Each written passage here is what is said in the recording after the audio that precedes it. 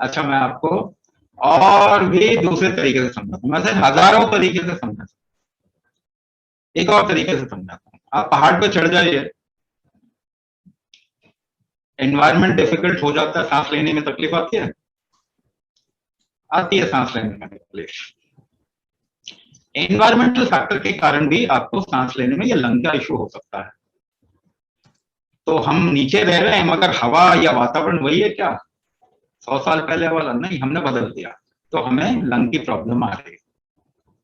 Environmental factor की वजह से लंग की प्रॉब्लम आती है। दूसरा, ऑर्गन आपका वीक हो जाए तो लंग वीक हो जाए तो लंग की प्रॉब्लम आती है।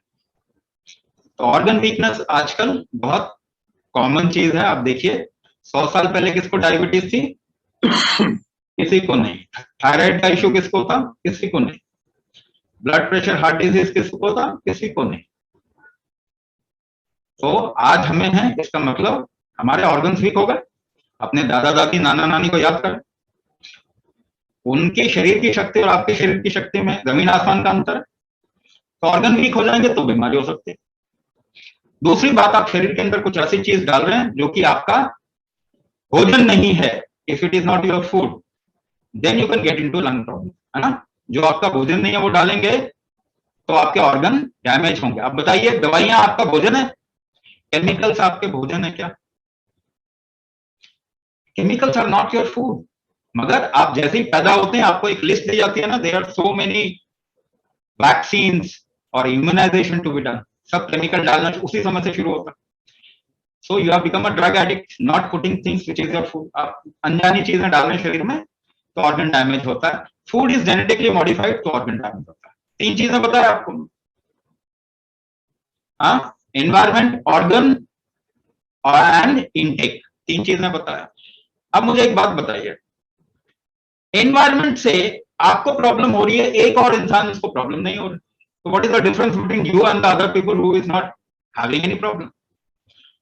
उसका शरीर ज्यादा रेजिलेंट है ना, झेल सकता है, आपका शरीर नहीं झेल पा रहा। ठीक है, तो एक काम, एक्सपेरिमेंट करें, किसी को बोले आपको धक्का दे,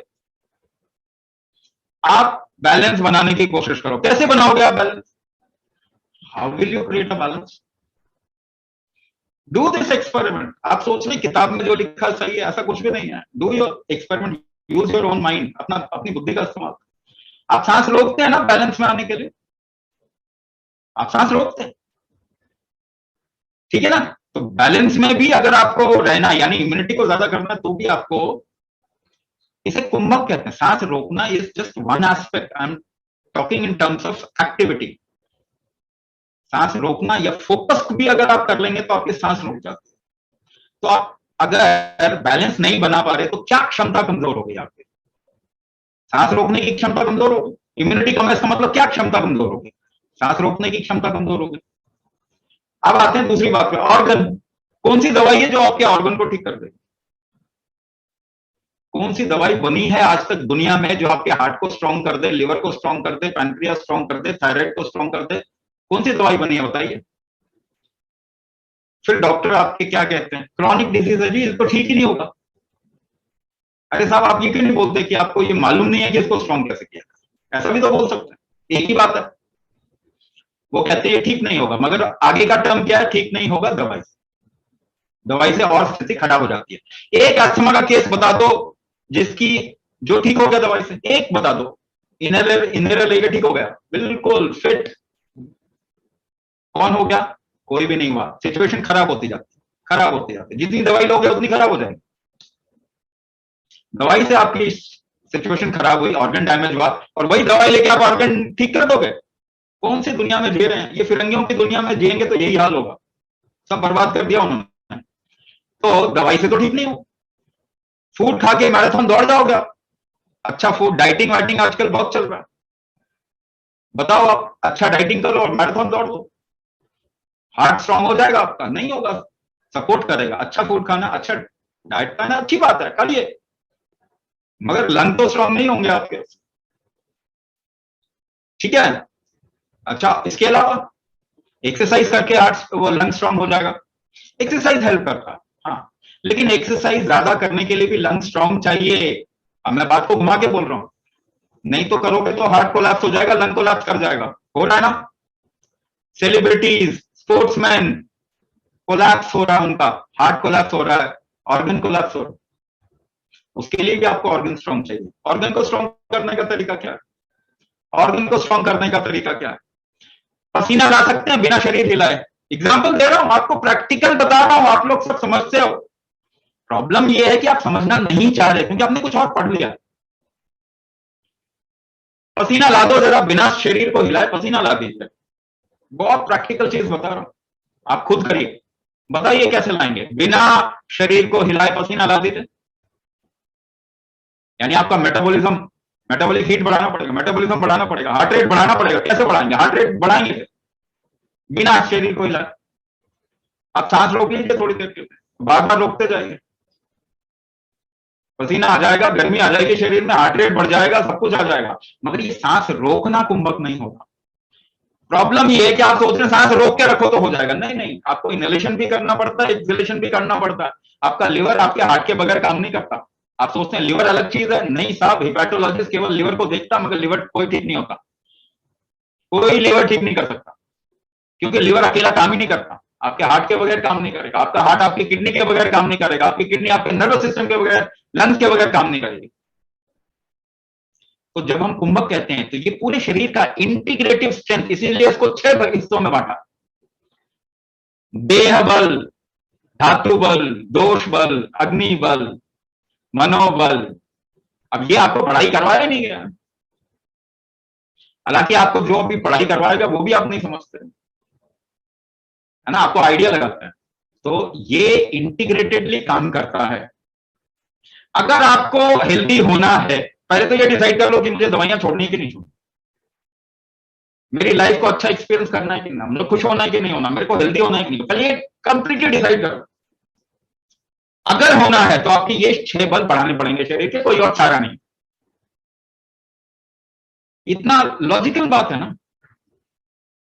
अगर आप अंदर के ऑर्गन को स्ट्रॉन्ग करेंगे तभी होगा। दूसरे तरीके से बोल रहा हूं, कैसे करेंगे स्ट्रॉन्ग? अभी तो बताया, कुंभक को 1 unit inhalation, 1 unit hold, 4 unit exhalation, आपका लिवर ठीक होना शुरू हो जाएगा।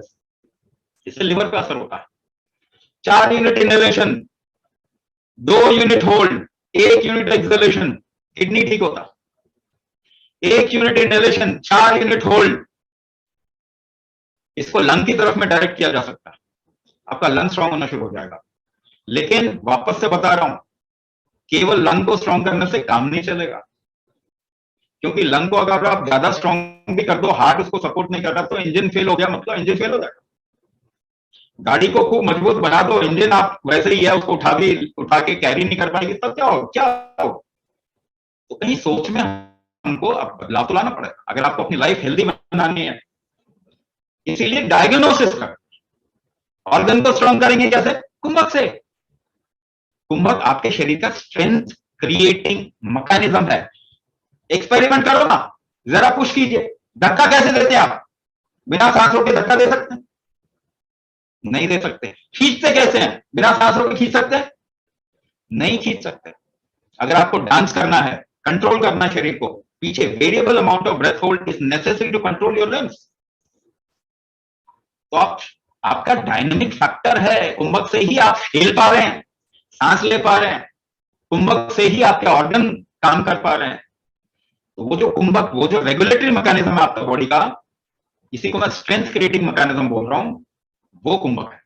तो कुंभक से आप ऑर्गन स्ट्रॉन्ग कर सकते हैं, कुंभक से आप अपनी फिजिकलिटी में लचीलापन, स्ट्रेंथ, ये 6 बल बढ़ा सकते हैं अपने शरीर का।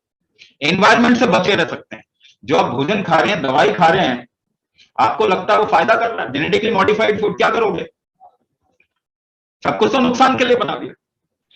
लेकिन बचा कौन रहेगा? जिसके अंदर स्ट्रेंथ होगा वही बचा रहेगा, जिसके अंदर रेजिलेंस होगा, इम्यूनिटी होगी, आप इसे कोई भी नाम से बुला लीजिए, मगर आपकी कुंभक शक्ति अगर अच्छी रहेगी तो आप बचे रहेंगे इन खराब चीजों से, अपनी बीमारी से निकलेंगे, हेल्दी होंगे, दवाई आपकी छूटेगी और एक खुशहाल जीवन जिएंगे।